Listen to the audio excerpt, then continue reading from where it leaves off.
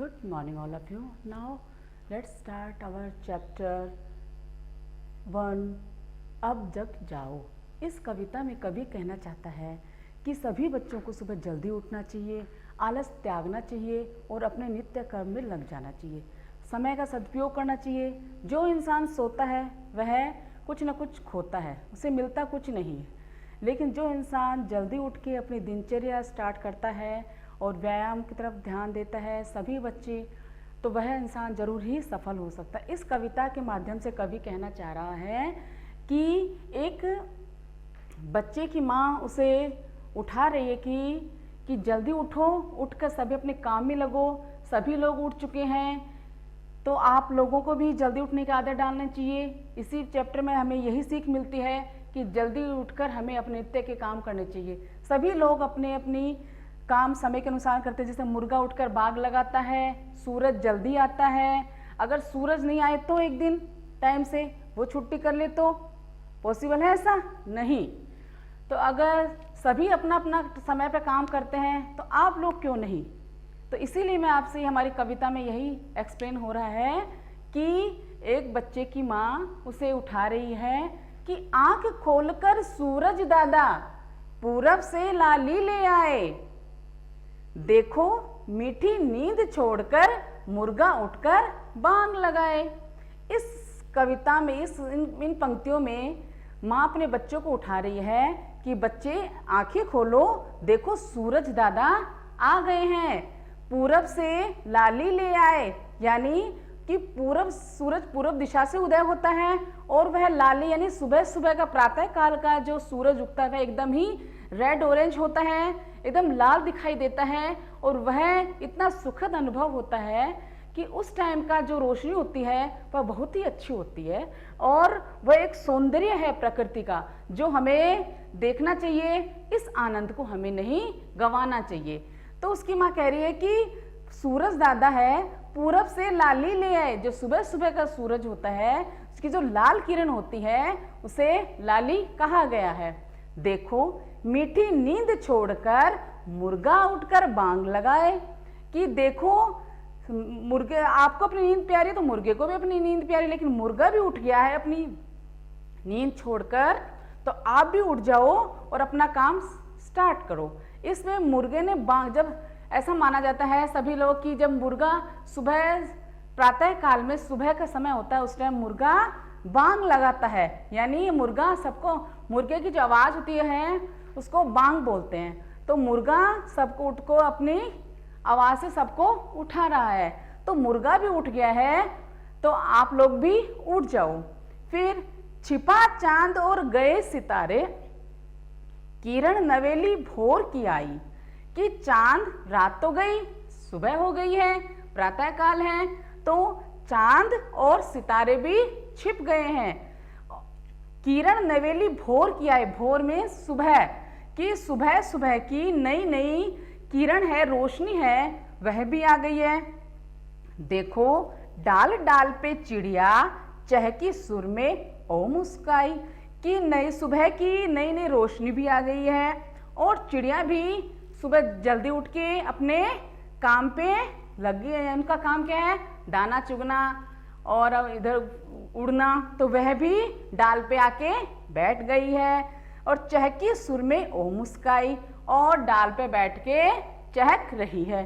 चहक चिड़िया की आवाज को जब बोलते उसे चहकना बोलते हैं। सुर यानी मीठी आवाज में सबको, सबके सामने ऐसे बोल रही है क्योंकि ओ मुस्काई, जैसे कि वह सुबह जल्दी उठकर मुस्कुरा रही है। कली कली उपवन में महकी सुखद मनोहर आई बेला। कि उपवन मतलब बाग, बगीचे। कि कली कली उपवन में महकी, उपवन में सुबह होते ही सूर्य की किरण पड़ते ही छोटी छोटी जो कलियां होती हैं, बर्ड्स, वो खिलने लगती है और उनकी खुशबू वातावरण में महक जाती है। तो यही बोला कि कली कली उपवन में महकी, कि बाग बगीचों में कली भी महकने लगी है। सुखद मनोहर आई बेला, कि सुख देने वाली, ऐसे सुंदर, मन को हरने वाली ऐसा समय आया है, तुम इस समय को देखने से मत वंचित हो, जल्दी उठो और ये सब चीजें देख के आनंद लो आप। तो देखो हवा वही सुखदाई, सजने लगे प्रात का मेला, कि देखो हवा भी सुख देने वाली, मन को अच्छी लगने वाली बहने लगी है। ऐसा लग रहा है जैसे प्रातः का मेला लग रहा हो। प्रातः, यहाँ प्रात है लिखा गया है, वैसे प्रातः यानी सुबह सवेरा, ये सभी इसके पर्यायवाची हैं। तो सजने लगा प्रात का मेला, कि सुबह का जो मेला है, ऐसा लग रहा है कि सुबह का मेला लगने लगा है। तो आपको अब इनको आप रीड कीजिए और आपको इसमें प्रातः काल का दृश्य का वर्णन करना है और 10 कठिन शब्द लिखने हैं। प्रातः काल का चित्र बनाते समय आप इसमें दिखाओगे कि सूरज उग रहा है लाल कलर लिए हुए और चिड़ियाँ अपने अपने उड़ रही हैं, पेड़ों पर जाके बैठी, तो आपका ऐसा सुंदर मनोहर सुबह का चित्र करना है। आपको आलस नहीं करना है। इस कविता के माध्यम से यही है, अब जग जाओ। कहने का तात्पर्य है आलस छोड़ो और अपने काम में लग जाओ, दिनचर्या स्टार्ट करो और सभी अपना काम पूर्णतः सही समय पर करें। ओके,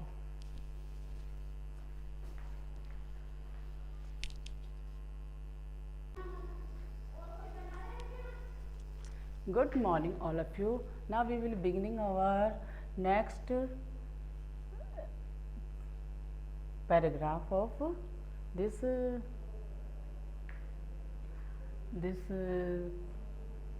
कविता। इसमें माँ अपने बच्चे को बोल रही है कि आप अब उठ जाओ, कि आलस करोगे तो तुम जितने भी सुबह के जितना भी सुंदर दृश्य है, मनोरम, मन को अच्छे लगने वाले हैं, उससे आप वंचित रह जाओगे। तो सुबह जल्दी उठो और इसका आनंद लो। कि मुर्गा ने भी बांग दे दी है, सभी चिड़िया भी उठकर चहकने लगी है, सूरज भी उठकर अपना प्रकाश चारों तरफ फैला रहा है। तो आप भी उठ जाओ और अपने नित्य काम, सुबह के जो भी आपके काम है वो स्टार्ट करो। कि दूध और अखबार आ गया, साइकिल टन टन घंटी बजाए, देखो चहल पहल की रौनक, भोंपू देती मोटर जाए पौ पौ। कि दूध और अखबार भी आ गया है। आपको पता है दूध और अखबार वाले मोस्टली साइकिल पे ही आते हैं, तो उनकी भी घंटे की आवाज़ आ गई है, कि साइकिल वाले दूध वाले की भी घंटी की आवाज़ आ गई है। चारों तरफ चहल पहल होने लगी, लोगों की भीड़ होने लगी है, रौनक सी होने लगी है और गाड़ियां भी आने जाने लगी है, कि हर एक मोटर आते जाते पौ पौ पौ आवाज़ भी कर रही है। अब तो उठ जाओ, छोड़ दिया है सबने बिस्तर, तज दो आलस अब जग जाओ। तज का मतलब होता है छोड़ देना, कि अब तो तुम अपना आलस छोड़ दो, कि अपना बिस्तर छोड़ दो और अपने काम में लग जाओ। देखो भोर का रंग निराला, तुम इसका आनंद उठाओ। उठो, आलस छोड़ो और भोर, प्रातः, सुबह का जो दृश्य होता है प्रातः काल का, उसे भोर भी बोलते हैं। तो भोर का रंग निराला यानी भोर के समय जो अद्भुत सौंदर्य होता है सुबह का, तुम उठो और इसका तुम आनंद उठाओ। प्रातः काल का जो सूर्य की जो लालिमा होती है, चारों तरफ चिड़िया चहकने लगती है, उसमें बाग बगीचे में अच्छी अच्छी फूलों की खुशबू आती है। तो यह जो मनोरम दृश्य है सुबह का, यह तुम देखो और तुम इसका आनंद उठाओ और आलस छोड़ दो। आलस ये एक विद्यार्थी के लिए, जिसके पास आलस रहेगा उसके पास विद्या नहीं रहेगी, और जिसके पास विद्या रहेगी उसके पास कभी भी आलस के पास ही नहीं रहेगा। तो सबसे पहले विद्यार्थी का है गुण कि उसे आलस छोड़ना चाहिए। इस कविता में यही कहा गया है कि तज दो आलस अब जग जाओ, कि तज मतलब छोड़ दो, आलस छोड़ दो और अब जग जाओ। देखो भोर का रंग निराला, सुबह का जो प्रातः काल का जो दृश्य है वह इतना मनोहर है, इतना सुखदायी है कि तुम उसे देखो और उसका आनंद उठाओ। इस कविता के कवि है मधुर अथैया। इन्होंने यह कविता जो विद्यार्थियों के लिए बनाई है कि इससे पढ़ के विद्यार्थी ये सीखे कि हमें आलस्य को नहीं रखना है, आलस्य छोड़ देना है, प्रातःकाल जल्दी उठकर हमें अपने नित्य कर्म करने हैं, समय के पाबंद रहना है, हमें अपना टाइम टेबल फिक्स करना चाहिए कि जो भी हमें दिन के कार्य करने हैं। आप विद्यार्थी का परम धर्म है कि वह सबसे पहले जल्दी उठे। यही इस कविता के माध्यम से कवि हमें कहना चाह रहा है। अब आपको इसमें से इस बुक के जो चैप्टर है, इस चैप्टर में शब्दार्थ वह प्रश्न उत्तर कॉपी में करने हैं। आपके बुक के पीछे जो भी है वह आपके क्वेश्चंस हैं, मौखिक और लिखित आपको दोनों कॉपी में करने हैं, और शब्दार्थ भी आपको इसके पीछे दिए हैं वो कॉपी में करने हैं।